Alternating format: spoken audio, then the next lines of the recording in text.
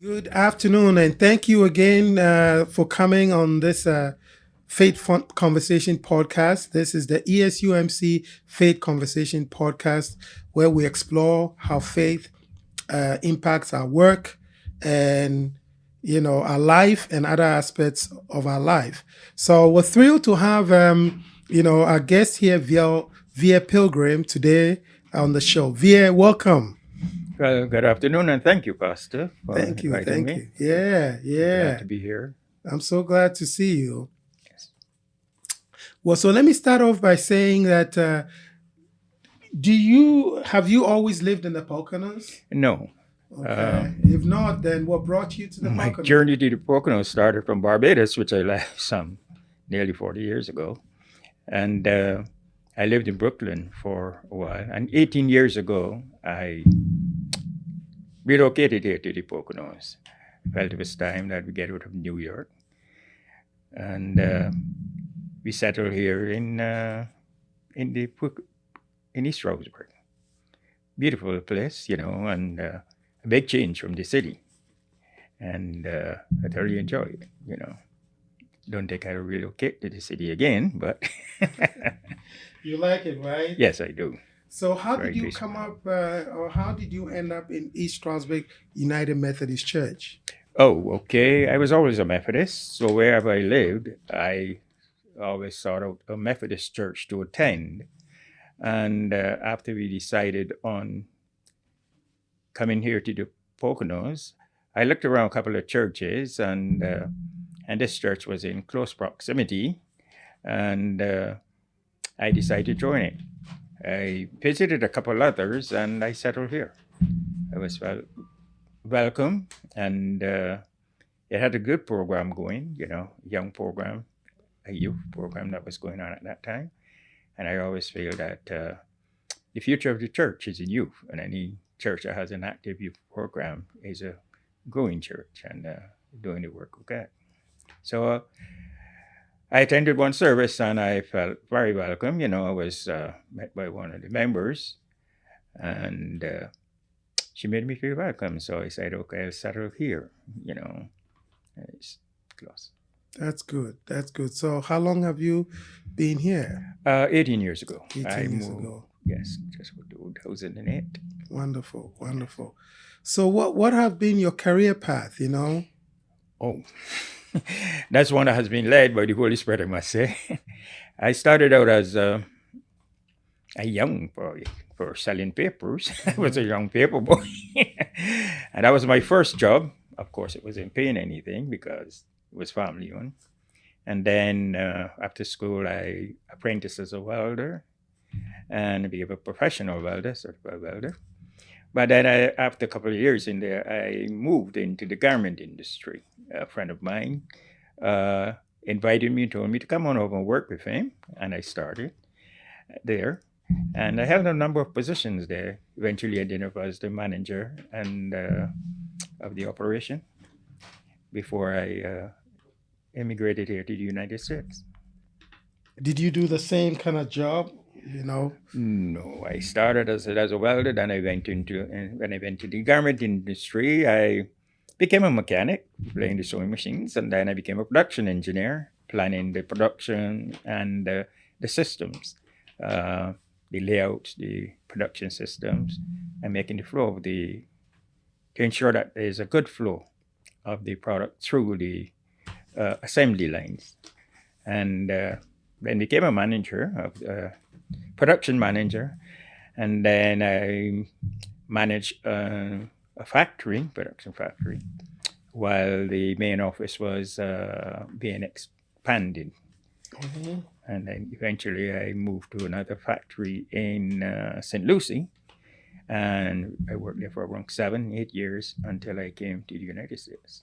Good, And good. I maintained with that company because I joined them after my family immigrated. I came on and joined that company, and I stayed with that company as director of production until I retired. Is there any experiences that shaped your career path? Oh, yes. From young, I was always, as I said, a Methodist. Uh, I always felt the Holy Spirit to lead me. You know, I had certain ideas of what my future should be, but I always felt that God would put me where He wanted me, and that's happened. And throughout my career, I was guided by the Holy Spirit. I it formulated my thinking, guided my actions, and I tried to live that sort of life. As John Wesley would say, doing no harm, trying to do good where possible, and staying in touch with God. And that was my guide, my guiding principles. And they have surely helped me. Wonderful. Well, that leads us into our faith conversations. Where how has your faith journey developed? Oh, from young, I was born a Methodist. My mother before me was a Methodist, and that my mother was a single parent. After my father died at a young age, it was just my mom and my two siblings. The rest of them, they all passed on. But she always tried to instill that into us. And church life was a very important part of my growing up, especially in Barbados, in a young community. It's more of a village type life. And we didn't have many places to go at that time, so it was church, which was the center of our community, where we met our friends and we hang out and we read scriptures and we did young things together. So that was an important part of my life, and I always stay there. And I have never deviated, tried to live. That's great. That's great. That's great. So, was there like a pivotal moment in your life, like a turning point in your life that really impacted your faith, or a challenge or an experience? Not really. I didn't have any Damascus moment, as you say, where any radical change. But in the 1970s, I just, at one of those conversations we had, every year we had those services where we had a young people service. And I just felt that urge that I should do more. And I became then a local preacher. And I was trained in that. I joined the regiment at that time, our defense force, and You were trained as what? In the church I had various offices, Okay. but I became what we call a local preacher, a lay local preacher. preacher, We yes. call it Christ servant ministers Yeah, here. yeah. And I was there for many years until I came here. After coming to the United States, I continued with that in the Metropolitan North District of the annual conference. And after relocating here to Pennsylvania, although I was not active, I still renewed my credentials, and periodically I will still, although I've not been doing much preaching here, I did more teaching and leading the dissenters with the men's group and all like that, because it was a sort of sabbatical. But yes, I think my view of it is that Christianity is a lifestyle, and it's not something that we just do. I think it's something that we live, and I try to do that. That be part. That's great. You also, give yourself in the service of the church through the community meal and through different areas. Now, is that a passion of yours? Well, yes. How I came to join the community meal. Before Sunday school class, Ken Brown, he wanted us to come here to do a project. When we arrived, he said we are not needed because Anil had already taken care of it.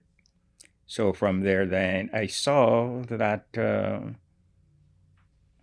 the members of community meal were just moving the produce up through the whole elevator, that process. And so I helped. And from there, I started to come each week, each Monday. I came for a few hours to help them move this stuff up, and then I would leave. But then eventually it started. I spent more time and more time until eventually I am doing the whole day, and I love doing that. We serve in a lot of different ways, and I find that that's one of the ways that I can do it, especially now that I've retired. How does that impact your life by Oh, that service? Is that something that you apply your faith toward it? Is that your faith that is influencing you to help others in that regard? oh yes. I mean, as I said earlier, I try to live following the Wesleyan principles, and wherever possible, I can do good. I try to do good. I try not to do any harm to anyone, although we are human and sometimes people take offense and call harm. But when that happens, I try to reconcile it as quickly as possible. I reach out, and try to find what is the root cause of it. I know everybody has a best friend who is a better friend to them than they. So I don't get upset when we have these situations where people are upset. So another question I want to ask is how God has worked in your life, Oh, tremendously. I don't think I would be here without God guiding my life, honestly, from the humble beginning I came and through my various life experiences. And there's some instances, where it's only God that has been there for me. And so I see him not as some big spectacular moment, but as a friend, where I can call and talk to and seek advice, And it comes sometimes in voice, or sometimes it comes through other people, through people that I trust. They'll come and say, well, Vere, you should do X, Y, or Z, or Vere, you should not do X, Y, or Z, or I would advise. And so, but what I have found is that when I get that, I also get confirmation. It's not just a one-shot thing. Well, do this. Sometimes when I read scriptures, it reinforces it. It will read this passage, and then I go to another medium, and I get the same sort of vibes. So I see that confirmation. And I'm not quick to run into these things. I like to procrastinate to make sure that it is what it should be. But then I move forward. That's wonderful. So instances in your life that God has worked and you are sure this is God working and directing your life. Oh, yes. Yes, true. My life, all the positions I've been. Because my work ethos is that, wherever I am, I do it to the best of my ability, and I don't do things unless I can do it to my best. Okay. And it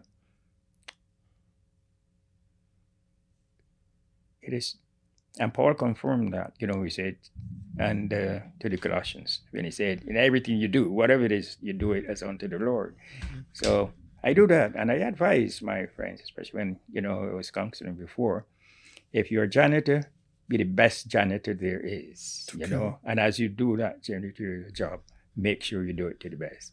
And there's another job that is too lowly that you should not do. And when God places you there, he will make a way, and he's put you there for a reason. And my Old Testament hero, my go-to person is Joseph. Mm. And I admire his lifestyle. He was a little brat, and he went through certain things in order to rename, and God was preparing him for what he wanted. But when he went, of course, he was upset. He's human. But then he said, and this is where I'm paraphrasing, this is what I get. I could either do the job and be miserable, or I could do the job and find some joy and get it done as quickly as possible. Mm-hmm. So he did the best that he can in the situations that he was in. And eventually, he saw where God was leading him, because those things, while people might think there was obstacles. There were training sessions for him, being prepared for what he is. Wonderful. So Joseph is my go-to guy. Wonderful. Wonderful. Well, as you know, we're recording this podcast to inspire others to also apply their faith in their life and in any aspects of whether it's in their work or just in their relationships with people. So this episode will be seen by others in our church and the community, and also on our social media platforms. So if somebody is listening or watches this episode and Vere is on there talking about his life and his faith, what is the one thing that you want people to take away from your life experience or from your faith experience that you think can also guide them? In this life, we need a friend. And Jesus is the best friend you can have. And once you give your life to Jesus, he promised that he will send the Holy Spirit to be with us, to guide us, to direct us, to counsel us. And the best advice I can give anyone is from what I had, is that I use Jesus as the Holy Spirit as my best friend. Even when it was coming up in my exam room, before I take an exam, I will pray and ask the Holy Spirit to make sure. Also in my preparation, at school.